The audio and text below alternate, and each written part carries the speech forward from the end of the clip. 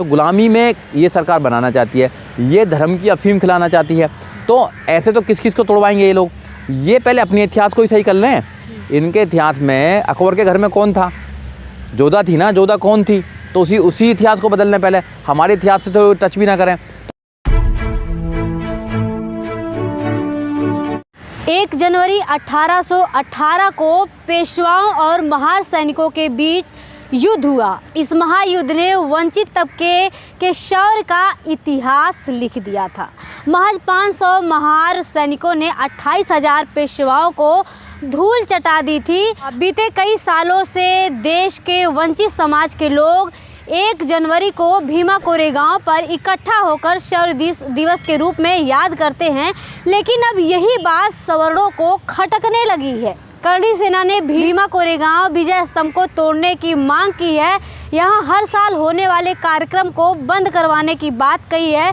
महाराष्ट्र के उप मुख्यमंत्री देवेंद्र फडणवीस को चिट्ठी लिखी है। इस विषय में हमारे साथ बातचीत करने के लिए एडवोकेट जो कि सोशल एक्टिविस्ट हैं, उनसे जानेंगे कि उनकी क्या राय है और क्या कहना चाहते हैं इस विषय पे। करणी सेना वाले जो विजय स्तंभ है उसको तोड़ने की मांग कर रहे हैं, और जो हर साल मनाया जाता है भीमा कोरेगांव को शौर्य दिवस के रूप में लोग मनाते हैं, इसको बंद करने की मांग कर रहे हैं। क्या कहना चाहेंगे सर इस पे? देखिए, इस देश में तो बहुत सारी मांग होती रहती हैं। उनके मांग कुछ करने से सरकार थोड़ी मान लेगी।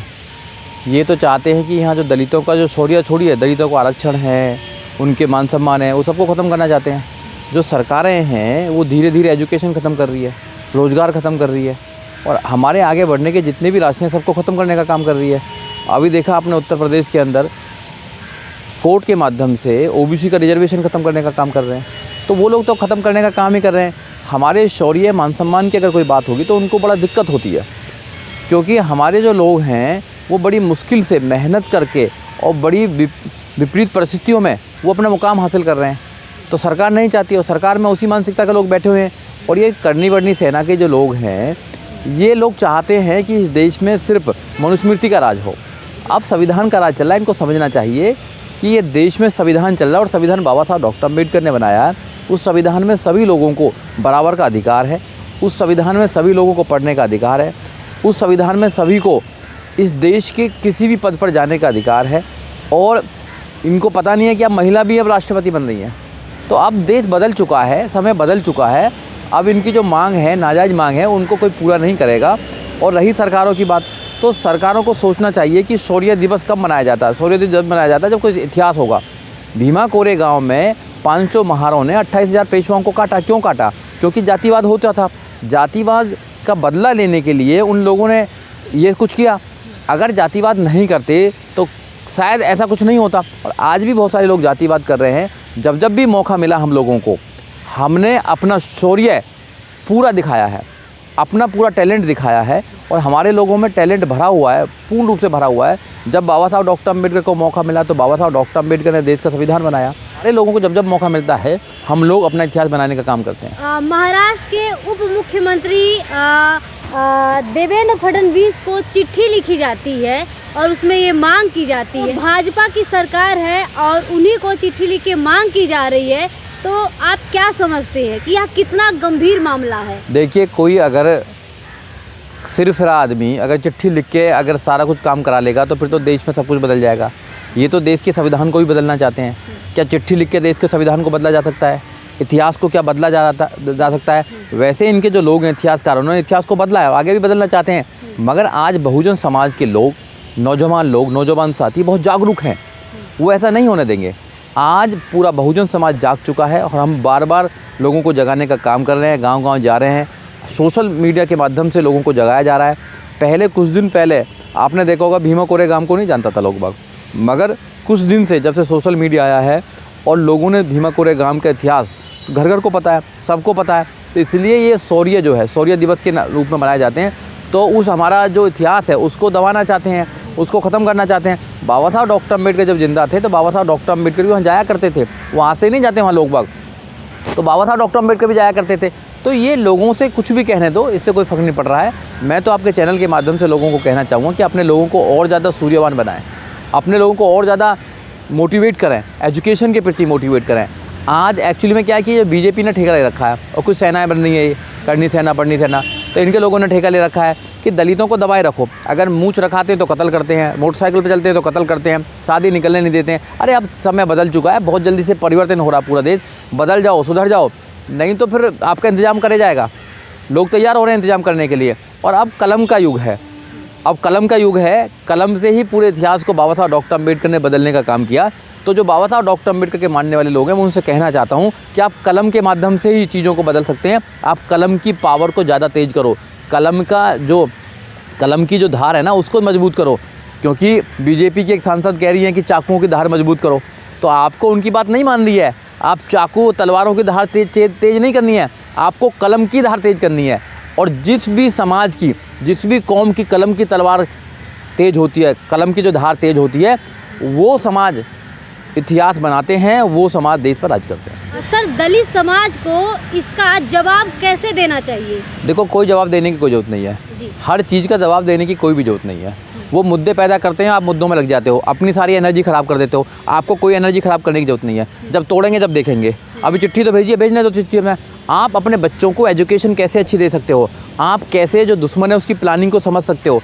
क्योंकि इस देश के अंदर आपको समझना पड़ेगा कि दुश्मन कौन है। अंधविश्वास दुश्मन है, अनपढ़ता दुश्मन है, गरीबी दुश्मन है, भुखमरी दुश्मनी है, बेरोजगारी दुश्मनी है, इसमें गैर बराबरी दुश्मनी है। जो संविधान में आइडिया ऑफ इंडिया है बाबा साहब डॉक्टर अम्बेडकर का, उस आइडिया ऑफ इंडिया को ख़त्म करना चाहते हैं। क्योंकि संविधान को धीरे धीरे ख़त्म कर रहे हैं, आपके अधिकारों की कटौती कर रहे हैं, अधिकारों को ख़त्म कर रहे हैं। जो आपके फंडामेंटल राइट्स हैं उनका पूरा वायलेशन कर रहे हैं ये लोग। तो आपको उनको सुरक्षित करना पड़ेगा। सुरक्षित करने के लिए पढ़ना पड़ेगा, क्योंकि लड़ने के लिए पढ़ना बहुत ज़रूरी है। तलवार और छुरी पे पहनाने से कोई फ़ायदा नहीं है। आपको कलम का योद्धा बनना पड़ेगा। और जिस दिन तुम कलम के योद्धा बन जाओगे, उस दिन सारे लोग आपकी बात को मानने का काम करेंगे। अफसोस की बात तो यही कि हमने बाबा साहब डॉक्टर अम्बेडकर की बात को नहीं माना। अगर हम बाबा साहब डॉक्टर अम्बेडकर की बात को मान लेते तो शायद आज ये दिन नहीं देखना पड़ता। बाबा साहब डॉक्टर अम्बेडकर ने 2 बात कही है। बाबा साहब डॉक्टर अम्बेडकर कहा है कि आप अपने बच्चों को इतना मजबूत बनाइए कलम के माध्यम से कि दुनिया का कोई भी व्यक्ति उनका मुकाबला न कर सके। बाबा साहब डॉक्टर अम्बेडकर कहा कि यहाँ डेमोक्रेसी है, डेमोक्रेसी में नंबर गेम होता है। मानव काशीराम साहब ने कहा है कि जिसकी जितनी संख्या भारी उसकी उतनी हिस्सेदारी। तो बाबा साहब डॉक्टर अम्बेडकर ने डेमोक्रेसी का रूल यहाँ पैदा किया। डेमोक्रेसी में लोगों की वोटों से राजा बनता है। तो आपने अपनी वोटों को बांट दिया है, अपनी वोटों की कीमत नहीं समझी है। वोटों से आप राजा बना सकते हैं। जब भी आपने अपनी वोट का सही इस्तेमाल किया है, जब भी आपके अधिकारों को सुरक्षित इस देश में रखा गया है, जब आपने उत्तर प्रदेश में बहन कुमारी मायावती को 2007 से लेकर 2012 तक पूर्ण बहुमत की सरकार देने का काम किया, तो आपने देखा होगा कि बहन जी ने आपके अधिकारों को सुरक्षित करा, आपके बच्चों की एजुकेशन को सुरक्षित रखा, आपके रोजगार को सुरक्षित रखा, आपके सारे कानूनों को सुरक्षित रखा, आपके साथ साथ में और लोगों के भी कानूनों को सुरक्षित रखा। बहन कुमारी मायावती ने जो डेवलप उत्तर प्रदेश में किया, आज तक किसी गवर्नमेंट ने नहीं किया है। तो अपनी सरकार बनाइए, सरकार के लिए मजबूती कीजिए, अपने बच्चों को कलम का योद्धा बनाइए। और कलम का योद्धा सिर्फ इसलिए पेट तक मत बनाइए कि कोई IAS बन गया, PCS में पेट तक सीमित है। नहीं, आप बाबा साहब डॉक्टर अम्बेडकर की आइडियोलॉजी का शेर बनाइए। जब तक तुम बाबा साहब डॉक्टर अम्बेडकर की आइडियोलॉजी का शेर नहीं बनाएंगे, उनकी आइडियोलॉजी पर काम नहीं करेंगे, जब तक बात बनने वाली नहीं है। बाबा साहब डॉक्टर अम्बेडकर ने एक बात और कही है कि शिक्षा वो शेरनी का दूध है जो पिएगा वो दहाड़ेगा। मगर मुझे लगता है कि उस दूध में मिलावट कर दी है कहीं ना कहीं। क्योंकि आप IAS बनने हैं हमारे समाज में, डॉक्टर बनने हैं, इंजीनियर बनने हैं, प्रोफेसर बनने हैं, जज बनने हैं, वकील बन रहे हैं, मगर वो कहीं ना कहीं समाज से बहुत दूर चले गए हैं। वो समाज की बात को नहीं रख पाते हैं, क्योंकि उनके अंदर बाबा साहब डॉक्टर अम्बेडकर का विचार नहीं है।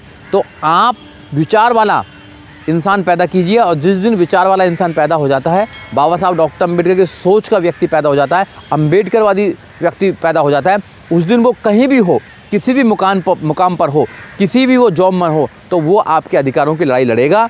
क्योंकि उसको अधिकार मिल चुके हैं, तो वो आपके अधिकार भी दिलाने के लिए संघर्ष करता रहेगा। और जब तक संघर्ष करता रहेगा, जब तक उसके शरीर में एक भी आखिरी बूंद है। सर, जब से चिट्ठी लिखी गई है, महाराष्ट्र में कहीं ना कहीं हलचल है इस बात को लेकर, लेकिन वहीं उत्तर भारत में इस चीज़ को लेकर कोई हलचल नहीं है, कोई चर्चा नहीं है। तो आपको क्या लगता है, जो राजनीतिक दल हैं, अम्बेडकराइट लोग हैं, उनको इस बात से सावधान हो जाना चाहिए? नहीं, अम्बेडकरवादियों को तो हमेशा ही सावधान रहना चाहिए, क्योंकि इस देश में अम्बेडकरवादी जो लोग काम कर रहे हैं वो कोई नहीं काम कर रहा। मैं क्यों कह रहा हूँ ये बात? मैं इसलिए कह रहा हूँ कि अम्बेडकरवादी वही अम्बेडकरवादी है जो अगर इस देश में किसी भी व्यक्ति पर, किसी भी समाज पर अगर शोषण हो रहा है तो उस शोषण के खिलाफ आवाज़ उठाना ही अम्बेडकरवाद है। उस शोषण के खिलाफ लड़ना ही अम्बेडकरवाद है, क्योंकि बाबा साहब डॉक्टर अम्बेडकर ने शोषण के खिलाफ लड़ना ही बताया है। तो आप देश में जब भी शोषण होता है, चाहे वो मुसलमानों के प्रति हो, NRC हो, चाहे CAA हो, जब भी हुआ है तो अम्बेडकरवादियों ने उस पर अपनी आवाज़ को बुलंद किया है और उसका विरोध किया है। आपने देखा होगा कि मॉब लिंचिंग होती है तो सबसे ज़्यादा अम्बेडकरवादी लोग आगे आते हैं। आज OBC का रिजर्वेशन की बात आई है तो मतलब जो अम्बेडकरवादियों ने उस पर झंडा बुलंद किया है। तो अम्बेडकरवादी तो जानते हैं कि शोषण कितनी बुरी चीज़ है, गुलामी कितनी बुरी चीज़ है, क्योंकि हमने भी 3000 साल से गुलाम रहते आए हैं, तो हमें पता है कि गुलामी कैसी होती है। तो गुलामी में ये सरकार बनाना चाहती है, ये धर्म की अफीम खिलाना चाहती है। तो ऐसे तो किस को तोड़वाएंगे ये लोग? ये पहले अपने इतिहास को ही सही कर लें। इनके इतिहास में अकबर के घर में कौन था? जोधा थी ना। जोधा कौन थी?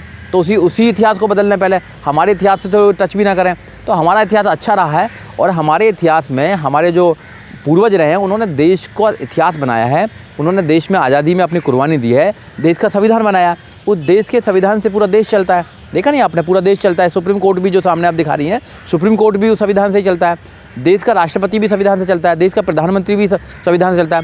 इट मीन्स कि देश में जो भी हो रहा है वो संविधान से ही चलता है। तो संविधान सुरक्षित है, सब कुछ सुरक्षित रहेगा।